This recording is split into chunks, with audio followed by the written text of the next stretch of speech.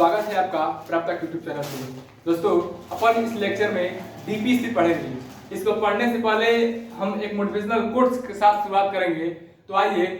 हो गई है पीर पर्वत सी पिघलनी चाहिए, हो गई है पीर पर्वत सी पिघलनी चाहिए, फिर इस हिमालय से कोई गंगा निकलनी चाहिए। मेरे सीने में ना सही तेरे सीने में ही सही, लगी हो आग कहीं भी बस आग लगनी चाहिए। तो दोस्तों, आइए इस बोर्ड पर हम लोग आग लगाते हैं और सारे प्रावधानों को, अनुच्छेदों को याद करने का प्रयास करते हैं। तो सबसे पहले हम यह जानेंगे कि डीपीएसपी किस भाग में है और किस देश से लिया गया है। तो यह भाग 4 में है। बहुत से दोस्तों को यह कंफ्यूजन आती है कि भाग 4 में है या भाग 3 में है। इसको याद करने के लिए हम बहुत ही शानदार ट्रिक अप्लाई करेंगे। यहाँ पे गिन सकते हैं आप 1 2 3 4 4 लेटर से बना है डीपीएसपी। तो यहाँ पे हम लिख देंगे, क्या लिखेंगे दोस्त, 4 लिख दिए। किस भाग में है तो भाग 4। यह किस देश से लिया गया था तो आपका आंसर होगा आयरलैंड। और कई एग्जामों में पूछता है आयरलैंड किस देश के संविधान से लिया था, तो आपका आंसर होगा स्पेन से। ये बेसिक बात हुआ। इसके बाद हम जानेंगे कि कौन से विद्वान ने इसे किस किस नाम से पुकारा है। तो केटी शाह जी ने इसे एक चेक के समान कहा है, या किस प्रकार है, जैसे बैंक में मिलता है ना चेक, जिस पे पैसे विड्रॉ करते हैं, जमा करते हैं, तो उसी की तरह उन्होंने कहा कि यह एक चेक के समान है। और इसके बाद हम लोग पढ़ेंगे प्रावधान यानी अनुच्छेद। तो अनुच्छेद 36 में क्या बताया गया है, राज्य की परिभाषा।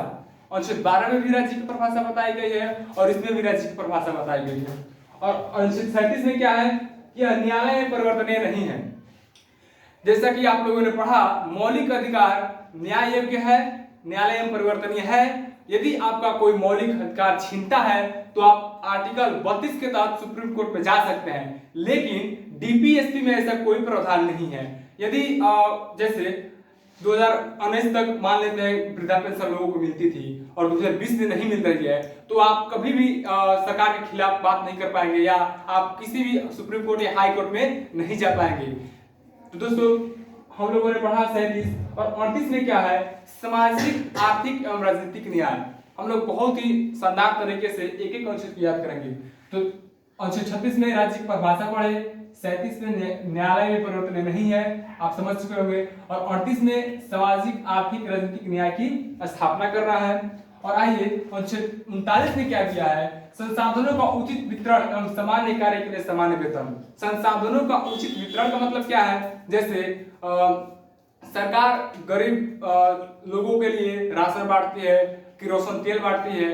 यह यदि धांधली इसमें हो जाएगी तो अच्छे से वितरण नहीं हो पाएगा।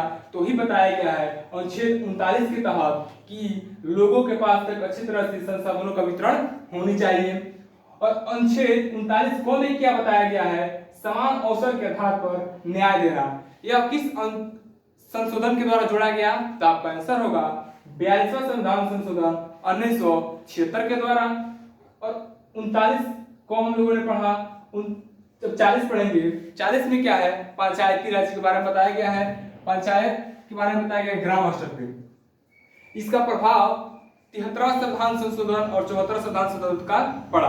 और यहीं पे हम लोग अनुच्छेद 41 को पढ़ेंगे, विशेष दशाओं में काम करने का अधिकार। इसी अनुच्छेद का प्रभाव पड़ा तो नरेगा की स्थापना हुई। यह आइए हम लोग इसे फुल फॉर्म जानने का प्रयास करते हैं। नरेगा का फुल फॉर्म क्या होता है दोस्तों, नेशनल रूरल एम्प्लॉयमेंट रोजगार गारंटी एक्ट है।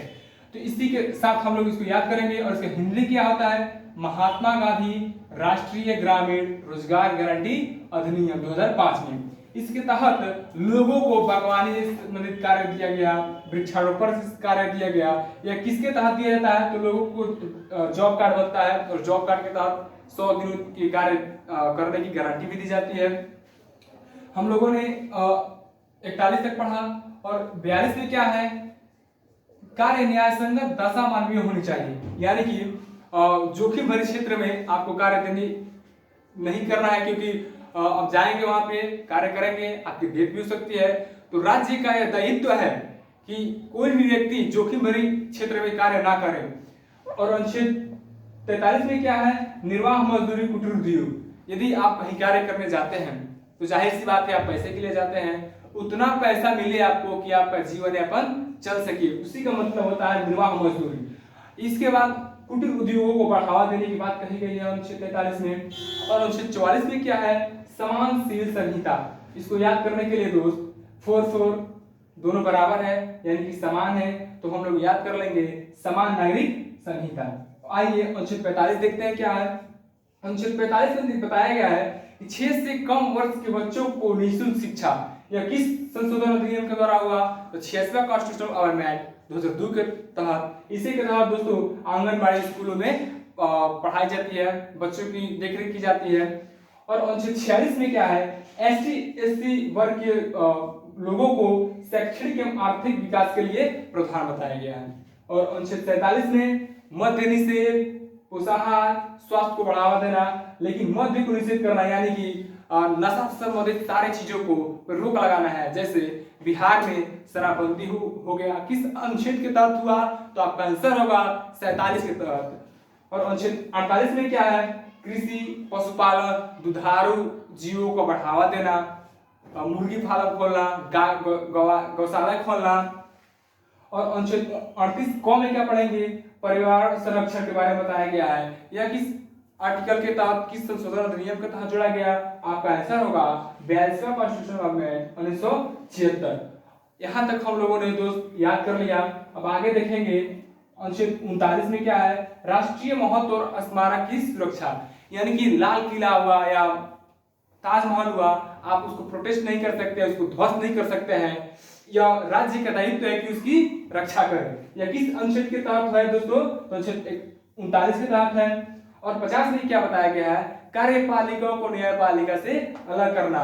दोस्तों 50-50 कर लेना, ये तो हम लोग आसानी से याद कर लेंगे कि कार्यपालिका को 50% हक दे देंगे और न्यायपालिका को दे देंगे। और अंत में हम लोग पढ़ेंगे अनुच्छेद 51, इसमें क्या बताया गया है, अंतर्राष्ट्रीय शांति एवं सुरक्षा का बढ़ावा देना। विश्व का एक ऐसा देश है जो अपने तो विकास सोचता है, लेकिन पूरे विश्व का भी सोचता है कि यहाँ शांति हो, हर जगह शांति व्यवहार से लोग अपनी बातचीत को रखे, रिलेशनशिप बनाए। इसीलिए दोस्त कहते हैं भारत महान है। आइए हम लोगों ने अनुच्छेद 51 तक पढ़ा।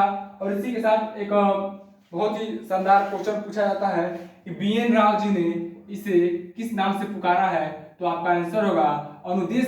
BN राव जी ने कहा, इसे क्या कहा, अनुदेश प्रलेख के नाम से इसे जानते हैं।